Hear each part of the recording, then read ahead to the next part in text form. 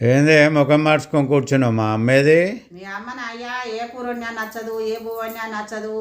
పనసకాయ కూర వండినా అది కడుపులో మంట అంటది, సొరకాయ దగ్గ అంటది, గుడ్లు నేను తిననంటది. నేను ఏం చెయ్య, ఏం వండాలి, ఏం పెట్టాలి?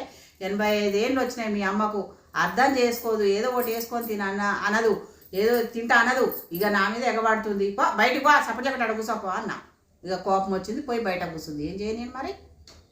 నువ్వు అట్లా ఎందుకు అనాలి? బయటికి పో అని ఎందుకంటావే? యాడికి పోతుంది మా అమ్మ? నా దగ్గరనే ఉంటుంది కానీ యాడికి పోతుంది అనుకున్నావు? యాడికి పోదు, ఉంటది.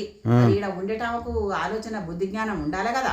బుద్ధి జ్ఞానం అంటే పెద్ద మనిషి కాబట్టి చెప్తుంది. చెప్పినప్పుడు అర్థం చేసుకొని చేస్తుండాలి కానీ నువ్వు ఆమెను బయటికి వెళ్ళగొడితే ఎట్లా? నువ్వు వెళ్ళిపోవాల్సి వస్తుంది.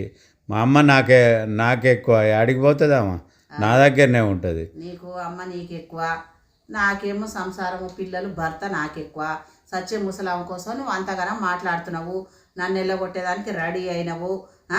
సరే మంచిది. ఇప్పుడు మా అమ్మయ్య నాకు కావాల్సింది. మా అమ్మ తర్వాతనే నువ్వు. అట్లనా? సరే సరే, రేపు మీ అమ్మాయి అన్నీ చేసి పెడుతుంది. తిను, కూర్చొని తిను, అన్నీ చేస్తుంది. చేసినప్పుడు చేసింది, చేసి పెట్టింది, చేసి పెట్టి ఇంత అని పెంచింది. ఇప్పుడు నిన్ను తీసుకొచ్చింది. నువ్వు చేయాలి, నువ్వు చేసి పెట్టాలి. నువ్వు చేస్తేనే కదా మేము తినేది. అవును, మరి ఆలోచన నీకు వస్తలేదు కదా. నువ్వు చేస్తేనే మేము తినేది అనుకుంటలేవు కదా. వెళ్ళి బయటికి వెళ్ళి అంటున్నావుగా. నేను మా అమ్మని ఎలగొడితే అంటున్నా? మీ అమ్మని ఎలగొట్టలేదండి. మీ అమ్మకు సర్ది చెప్పుకో, బుద్ధి జ్ఞానం చెప్పుకో. ఊకే ఇప్పుడు గోడలంటే ఓలు పడుతున్నారు. పెద్ద మనిషి అంటనే ఉంటుంది, నువ్వు చేస్తూనే ఉండాలి. కానీ పెద్ద మనుషులు అన్నదానికి నువ్వు కోపం చేస్తావా? కోపం చేయదు.